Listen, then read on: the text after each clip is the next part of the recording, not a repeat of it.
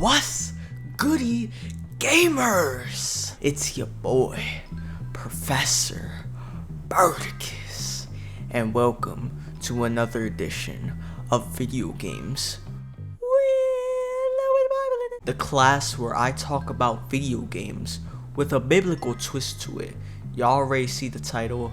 We're gonna get straight into it, but before we do, 6K views on the last video in Jesus' name! All glory to the Most High, man. Thank you guys so much on the support on that last video, man. Y'all really killed it. I think that's the first time I've ever reached that many views on a video, which is absolutely insane. One person I want to shout out before this video starts is my pastor, Brother Josh, over at Absolute Bible Truth Ministries. He's the one who gave me the inspiration to make this video, as well as just my style of content in general. He's been doing pretty much the same stuff that I've been doing on this channel, but more with movies and such, and I have to give my flowers where the flowers are due. So make sure you guys give this guy a watch and a sub. I'd really appreciate that. And while you're at it, make sure you check out Brother Gideon's channel and the Congregation Discord. That's my church. We have Bible studies every Saturday, 4 p.m. EST. So if that's something you're interested in, link to all of it will be in the description and in the pinned comment below. Messmer the Impaler, my personal favorite character in the DLC.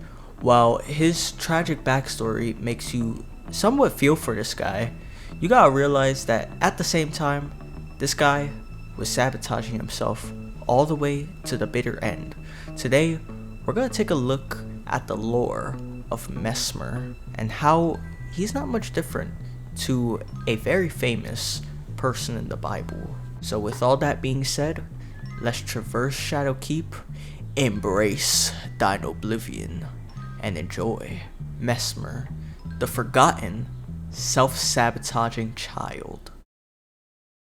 Just like the last video, I'm mainly going to be paraphrasing and summarizing Messmer's lore, because if I were to go over his entire story, we'd be here for hours. As always, make sure you guys check out Fat Brett's YouTube channel and his video on this subject. He goes greatly into depth on Messmer's lore. Messmer is the son of Marika and Radagon. Following the theme of his siblings, Millennia and Mikola, he was born with a curse. That curse being the dark serpent inside of him, called the Abyssal Serpent, which threatened to absorb him. So Marika, being the good and respectable mother that she is, she straight up Itachi'd his eye and replaced it with a seal. Now he has a bunch of snakes following him. The Abyssal Serpent is not given much lore in of itself, but one thing I like to point out is that darkness, the abyss, and light have always been a strong theme in the previous FromSoft games. I'm actually running back DS1 right now, and I really began to notice I can't see a dang thing. Like, I'm so glad they added more light to their games, because bro, what is that? I can't see 2 feet in front of me! By the orders of his mother, Messmer was in charge of purging the land of shadow of these ancient people that reside in it. Now Messmer es un hombre muy interesante. He's the poster boy for the DLC, yet he only makes one appearance in game. And at face value, it seems like From Software didn't even care about him and put all their focus on Rogue, Madan, Reggie. But this is why From Software's games are my favorite, because unbeknownst to your naked eye, Messmer's presence can be felt as soon as you enter the Land of Shadow. The plains are littered with gravestones so old that they've began to decay and fade away, and this paints a perfect picture of the bloody history of this land. One of the first places you probably visit on your first playthrough is the Scorched Ruins. The residents of these ruins share the same decay and ethereal form as those gravestones. This is around the same area where you meet the first Bullet Sponge Man. Like seriously, why does it take like 20 minutes to kill this guy, Miyazaki? Inside these giant furnaces are the burning corpses of the people who died in this war. You can even see them reaching out in a desperate attempt to escape. Not too far off, you'll find the Bellarat Tower Settlement, the home to the ancient people of the Horn Scent. When we arrive in this place, it's in ruins. Reaching the top of the settlement, the entrance to the tower is blocked off with these shadow branches and obscured in darkness. There's something up there that Messmer doesn't want anyone to see. If you take the road east instead, you come across Castle Ensis with even more corpses hanging impaled and burnt on these spears. And once you pass this place and enter into Scadu Altus, his shadow keep looms over the entire land, reminding you of his influence on the world around you. I freaking love this kind of storytelling. Just observing the land makes your mind wander on the possibilities. What has to go through someone's mind to commit such atrocities? At first glance, it seems like Messmer's motives are to completely wipe out all of the Horn Scent, both physically and historically, leaving no trace of their existence. But traversing deeper into Shadow Keep shows otherwise. Here we can see the specimen storehouse. Here it seems that he has made somewhat of an attempt to preserve the tomes of Bellarat and possibly other ruins around the map. Now, this is where his character becomes a lot more complicated, because now the possibility of cultural genocide can be ruled out. As it reads in the Crusade insignia, the battles that were fought by Messmer and his men were to kill anyone they deemed impure. Other item descriptions such as the Black Knight helm, the Serpent Flail, and the Messmer soldier armor point to this war not being one of honor or glory. This war was fought to brutally torture and kill the Horn Scent, and the reason they sought to kill the Horn Scent can be found in the Fine Crucible Feather Talisman, which says that the Horn Scent viewed the Crucible as sacred. Now, the Crucible is the primordial form of the Earth Tree, and those touched by it gain new physical features, most notably long curled horns. Long story short, since I know y'all ain't trying to read all that, Marika was not jacking these people. They did not pass the vibe check. Go straight to Brownsville, Brooklyn, you foul beast. The Horn Scent, however, are treated much worse, because while the Misbegotten and the Omens were still treated like trash, at least they still got to live. Now, Lesnar's crusade on the Horn Scent was orchestrated by his mother Marika, as it says on his armor description. To get a clearer picture on what Marika's motives were, we have to talk about the jars. No, not that jar. No! No! It still haunts me to this day. I'm talking about these jars, one of the famous ones being our beloved Alexander. These jars are filled with human remains, which gives them their strength. In the lands between, these guys are pretty cool, but in the land of shadow, oh boy. The Horn Scent used the jars to punish criminals. The potentates specifically are the ones who chop up these criminals, karate style. But it's not just criminals that receive this treatment. This Phantom and Bonnie village speaks of another group of people who are getting stuffed into the jars, the shamans. Now, this is where the Japanese translation starts coming into play. The Japanese word being used in the text is Miko, which normally is translated into something like Shrine Maiden. In history, Shrine Maidens were religious workers who were in charge of communing with spirits. Fire! Die by Holy Ghost fire! From the Tooth Whip's item description, the Horn Scent believed that they could turn criminals into righteous beings. The shamans were whipped relentlessly until their skin wounds were inflamed and oozing with pus. What's even more foul and messed up is that these people actually break out of their jars, and you can see the amalgamation that has been created. At the center of it all, you can clearly see the body of a shaman. Mama, Can we buy Bloodborne? No, sweetie. We have Bloodborne at home. Now go play with your jar, people. Yes, Mom. Heading northeast of the map in the hinterlands, you'll come across a strange place in your playthrough called Shaman Village. The village is barren and almost without a trace of life. Perhaps the shaman who live here went to the deli on their 45. Perhaps they're buying themselves a chopped cheese with the gang.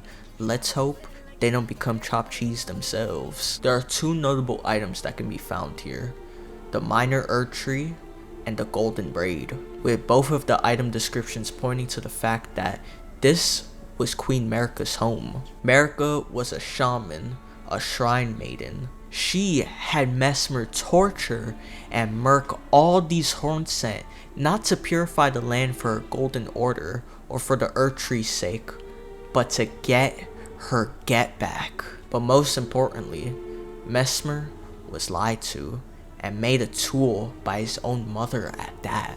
Now, I'm not saying Messmer is clear from all this, because let's keep it a buck, dog.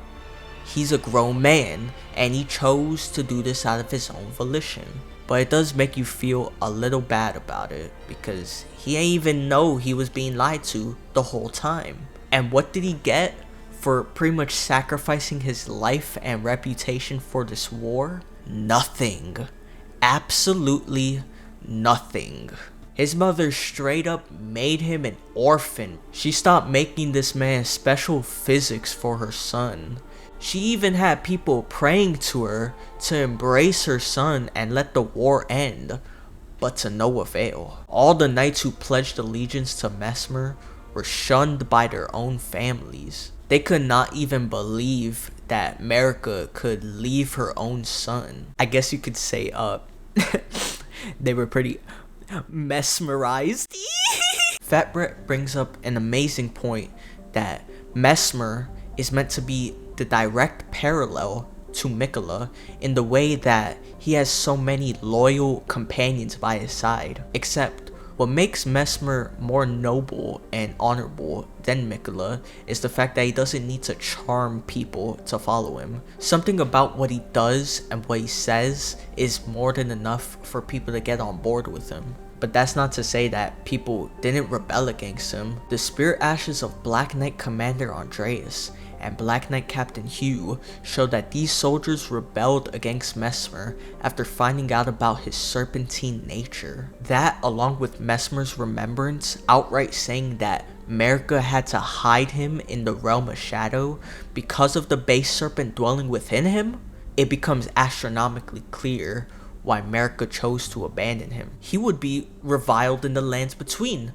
because of his curse. Now this is where the best part of the lore comes in. It's the boss, Ricky Rose. After ascending Messmer's Shadow Keep, we reach his dark chamber. As the name suggests, it's very dark. You don't say. You don't say. Which is a stark contrast to how he's supposed to be perceived as this champion of this holy war between Marika and the Hornsent in the cutscene that plays out. Mongrel intruder. You can hear the monotony in his voice, like he's done this and said this a million times. But watch when he gets a closer look at you and sees who he's really dealing with.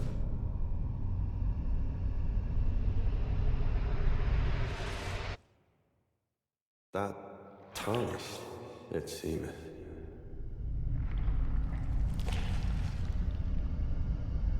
Mother, wouldst thou truly lordship sanction in one so bereft of light?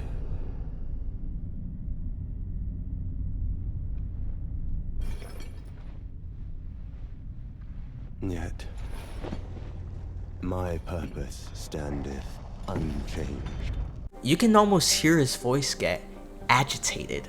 You can slowly hear a bit of salt coming out of his tone. I know the language is a bit archaic, but basically what he's saying is, "Hey yo ma, why does this guy get to be the king of New York while I'm stuck here in this dirty, musty Bronx bodega?" This is where I believe Messmer's heart begins to change. It's at this point where I believe Messmer begins to show a little bit of anger and even a bit of rebellion towards his mother. Throughout the whole game, he seems to have this deep reverence for his mother, especially with the fact that he willingly chose to kill all these Hornsent and essentially bear the sins of his mother. His whole mission through his eyes was to purge the land of shadow of impurity, but with a tarnished right in front of him, I think at this moment, Messmer must have believed that Marika had sent for the tarnished, and he slowly starts to see the internal contradictions within his own mother's character. Despite all of that, he still chooses to act upon his mother's wishes and kill the impure. Once he gets to second phase, that's when it really gets interesting. This is the first time he disobeys his mother's commands, breaking the seal in his eye and releasing the base serpent. This scene highlights how hypocritical this whole war was. Messmer was out here murking people for being impure, yet the entire time, he's been more impure than them. Also, one cool thing to note is that Messmer's base serpent doesn't activate until after he breaks the eye seal. You know, it looks a lot like the Iris of Grace you find around the map. But why does it...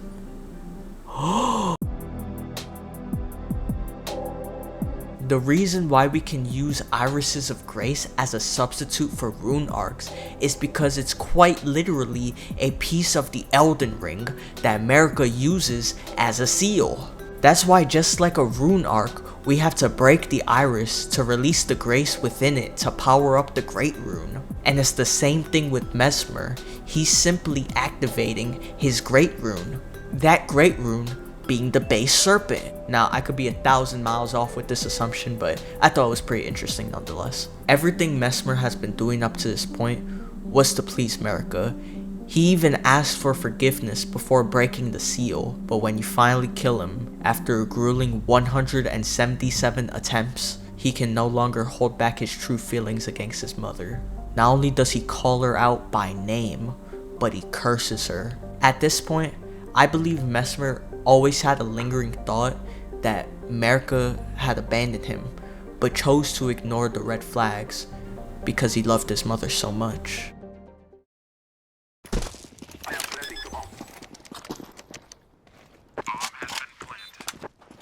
Messmer, next to Gale and Owl, is one of my favorite characters in video games because of just the sheer tragedy that befell upon him.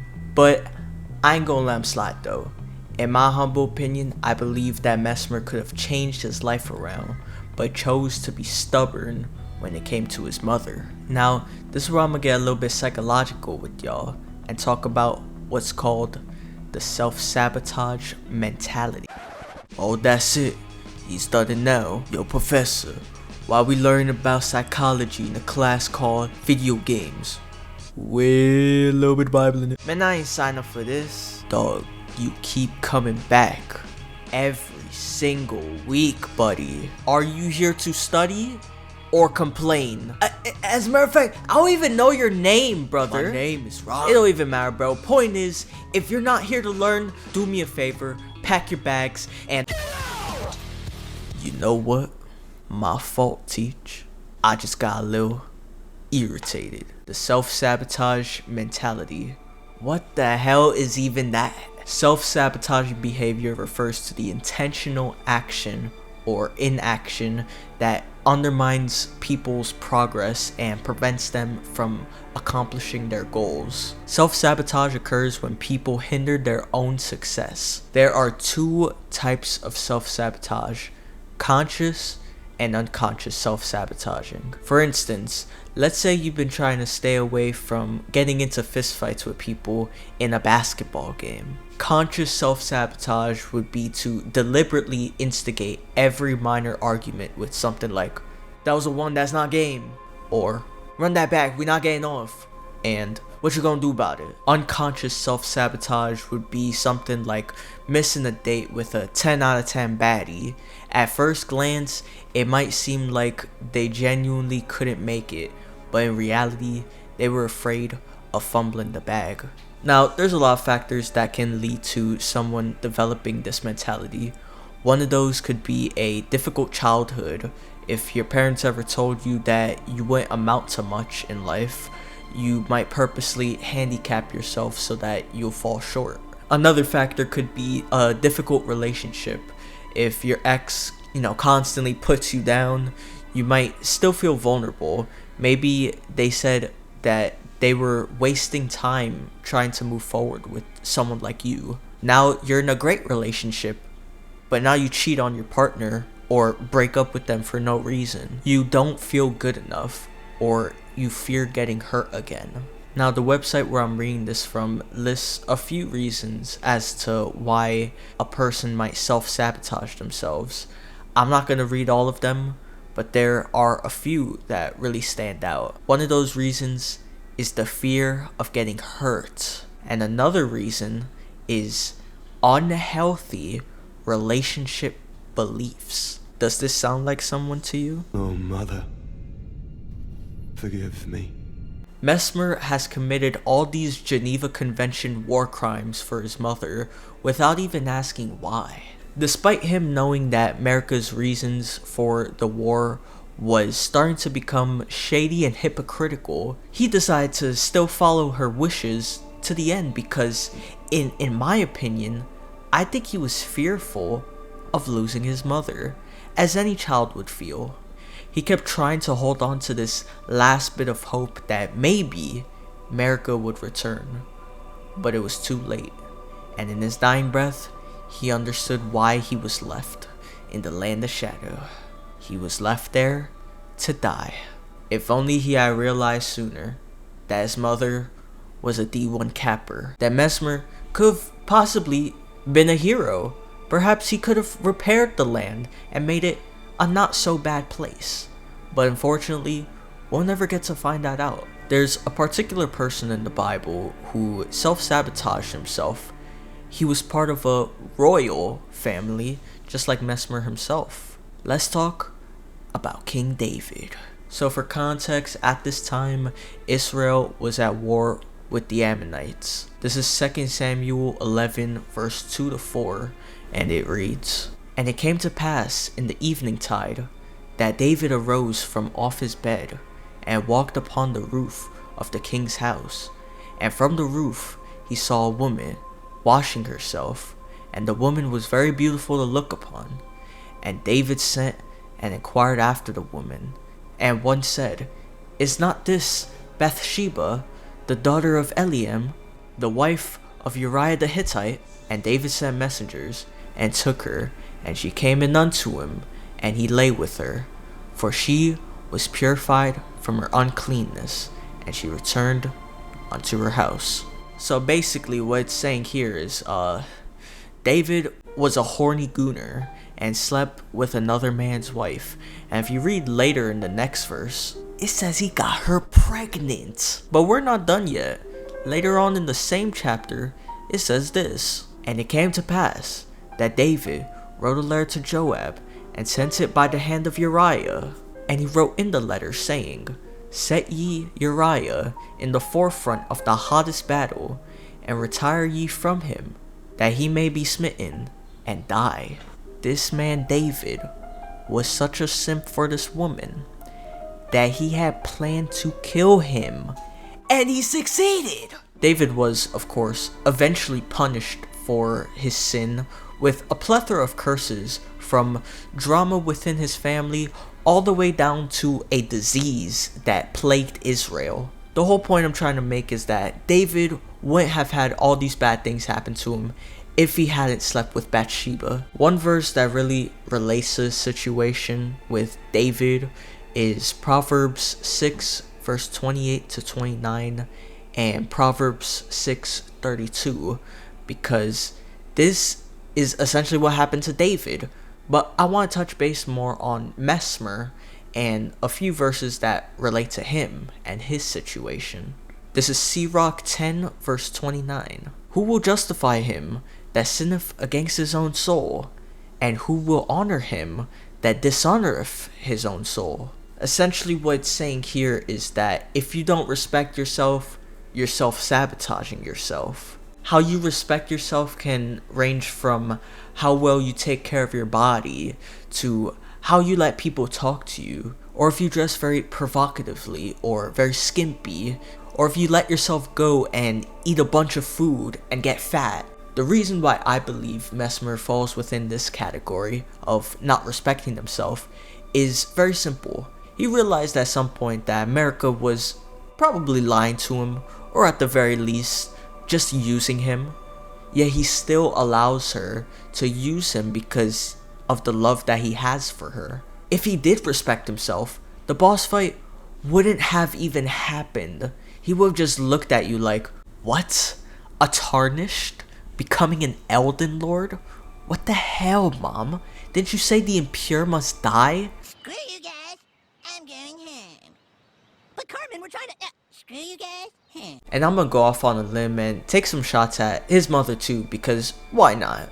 Now, there's a lot of lore that I didn't get to cover about Marika in this video, like the fact that she banished her previous husband, Godfrey, and went on to cheat on him with Radagon, and have children out of wedlock with him. There's also what's called the original sin, as mentioned in Messmer's remembrance, and the implication that Marika possibly did something truly evil at the gate of divinity before becoming a god.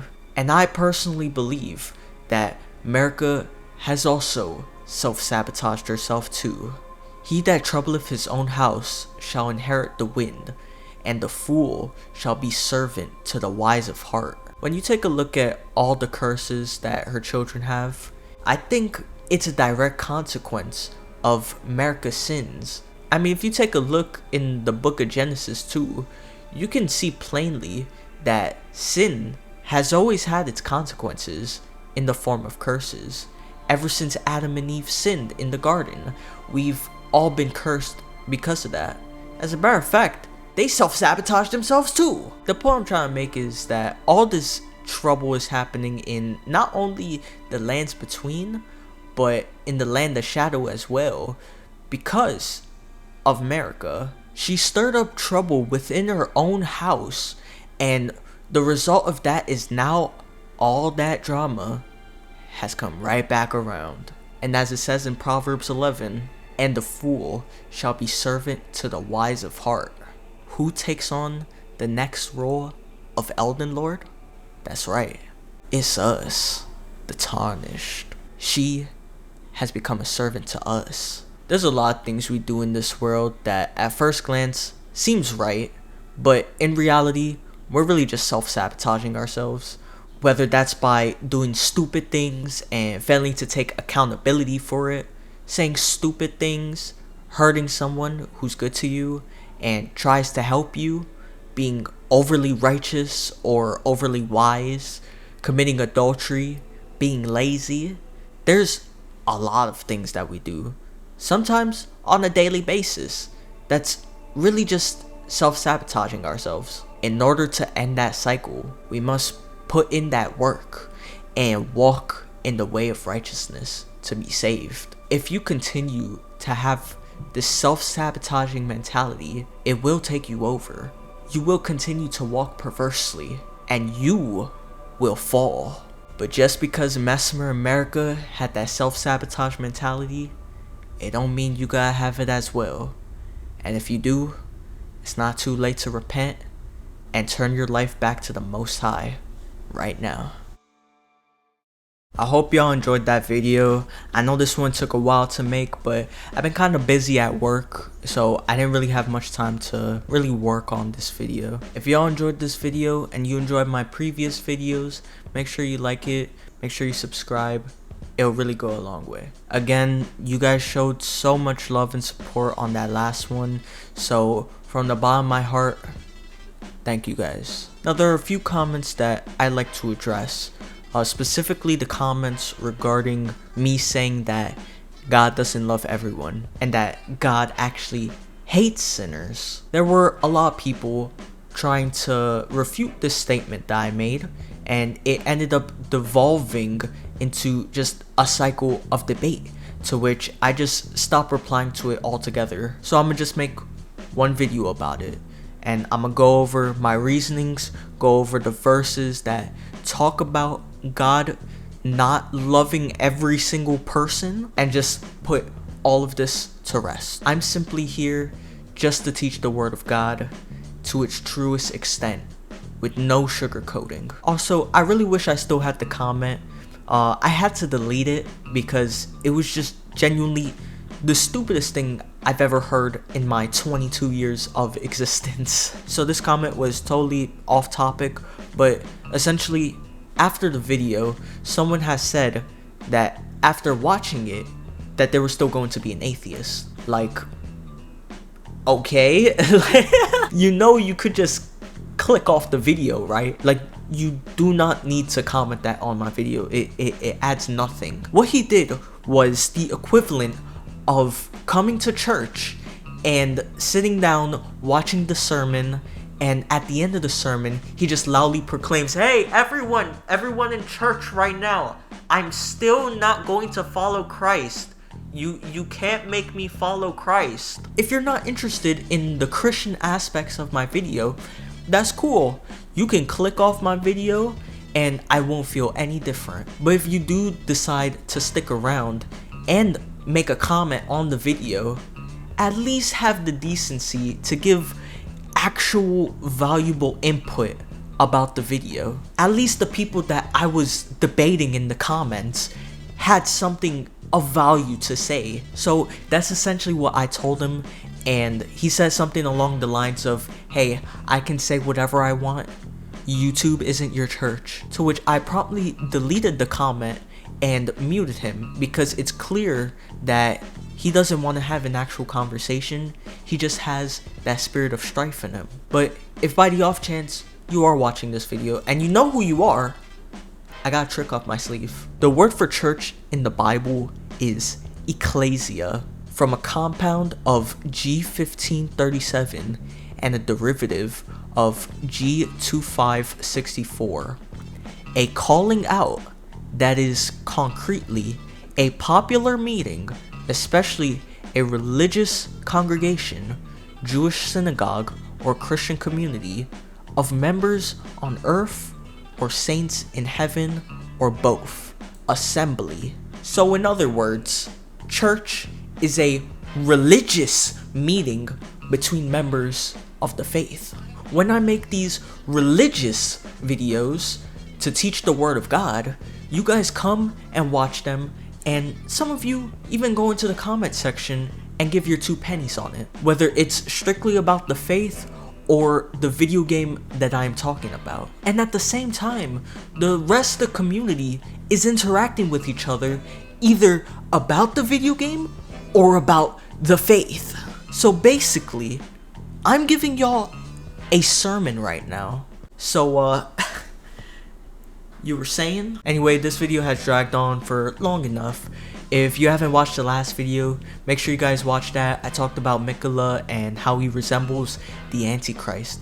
But as always guys, this is your boy, Professor Berticus. God bless you all.